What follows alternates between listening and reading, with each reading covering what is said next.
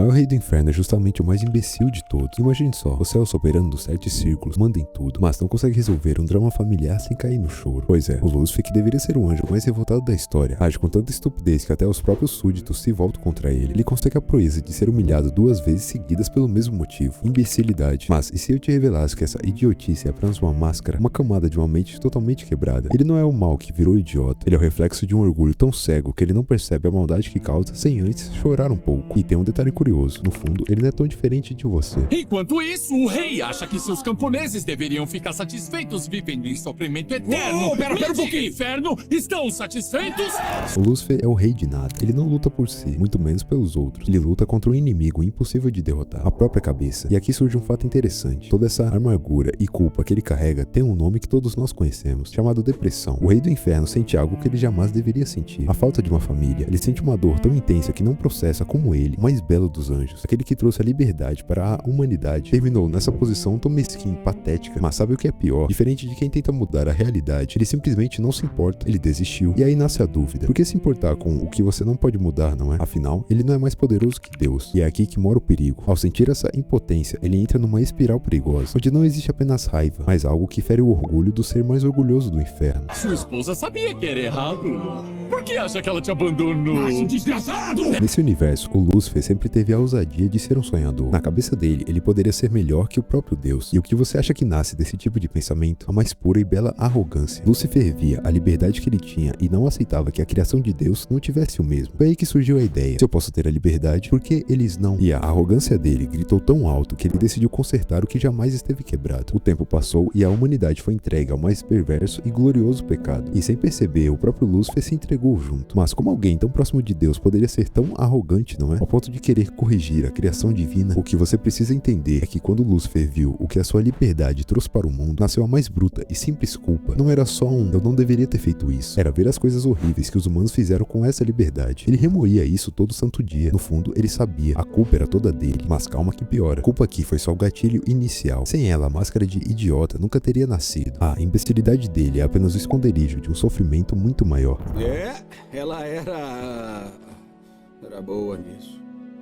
Quando Lúcifer entregou a maçã para Lilith no paraíso, ele não percebeu. Ele tinha acabado de se apaixonar pelo próprio pecado. Ambos foram condenados. E aqui nasce o sentimento que ocuparia o maior espaço na mente dele: o isolamento. No início, ter uma filha parecia o refúgio perfeito. Mesmo com o castigo divino, ele tinha sua família, certo? Errado. A Lilith percebeu algo que a destruiu por dentro. O Lúcifer não dava mínima para o seu reino. Ele ignorava os pecadores que caíam no inferno. Ela não aceitava que o mais belo dos anjos fosse tão sem noção. Como ele podia ignorar a maldade que ele mesmo causou à humanidade? Mas aqui está o detalhe: o Lúcifer se importava sim, mas só com o próprio bem-estar e com a Charlie. Para o resto, ele estava literalmente cagando e andando. Ele achava os humanos repugnantes. E irônico, não acha? O maior criador de monstros não consegue suportar a própria criação. E foi por isso que a Lilith se afastou. Isso fragmentou a cabeça do Lúcifer de vez. A carga ficou pesada demais. E agora um fato interessante: você deve achar que, por ser o rei, ele pode fazer o que quiser no inferno, né? Ele só não quer agir, pois sabe que você está totalmente enganado. O Lúcifer pode até ter a coroa, mas ele é um rei totalmente impotente. Sente saudade?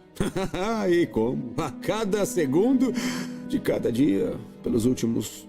Quantos foram? Quase 8 anos? Como um rei não pode mandar no próprio reino? É uma pergunta justa, mas a resposta é mais simples do que parece. Ele não é um rei. Nesse universo, Lúcifer é apenas mais um prisioneiro entre os pecadores. As correntes dele são ainda mais apertadas do que o pecado que ele jogou sobre a terra. E aqui entra um detalhe cruel: ele não pode se ferir e muito menos ferir os pecadores. O castigo eterno dele não é apenas morar no inferno, é ser obrigado a assistir com os próprios olhos os monstros que ele criou sem poder fazer absolutamente nada para impedir. Aí você deve estar pensando: então ele é a vítima. Ele só queria o bem e os humanos escolheram o mal, certo? Faria sentido se não fosse por um detalhe: o Lúcifer se achou no direito de decidir isso no lugar de Deus. Ele não caiu só porque queria dar a liberdade aos outros. Ele caiu por ser arrogante o suficiente para querer o topo. Lúcifer esconde isso com uma máscara impecável, mas essa máscara não condena apenas ele por dentro. Ela condena todos à sua volta. Não é só a culpa, não é só a depressão, é a união de tudo isso que está agora mesmo corroendo a mente dele. It's a punishment, and mine is that I'm stuck here with all these sinners, can't kill them, can't do nothing with them, so I just have to ignore them.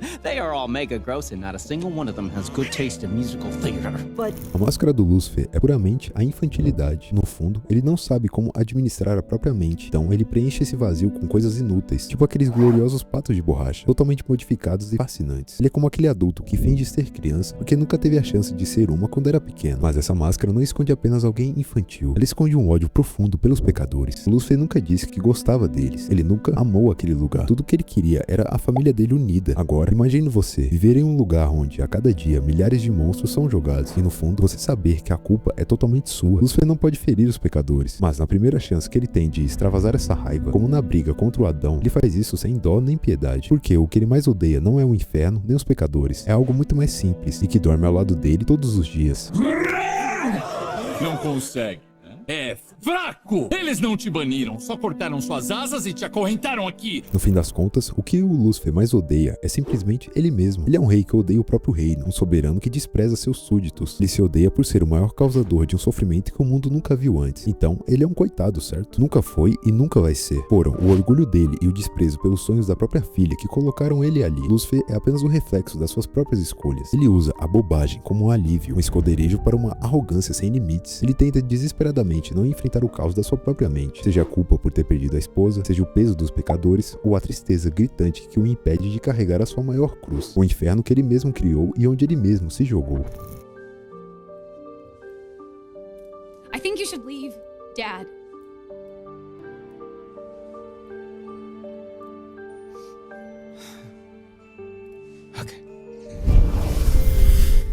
O que o Lúcifer nunca entendeu é que a liberdade é uma faca de dois gumes. Alguns vão se cortar, outros vão ferir os outros, mas ele só pensou na própria liberdade e quis um lugar que nunca lhe pertenceu. Mas, e se eu te contasse que ele não é o único prisioneiro dessa história? Existe alguém que queria tanto ser livre que foi capaz de se destruir para merecer isso. Assista agora a história de Angel Dust. Entenda como a nossa maior prisão não precisa de correntes para nos prender. Te vejo lá. oh, you bitch. Oh, don't. Oh, come on. Don't quack it. No.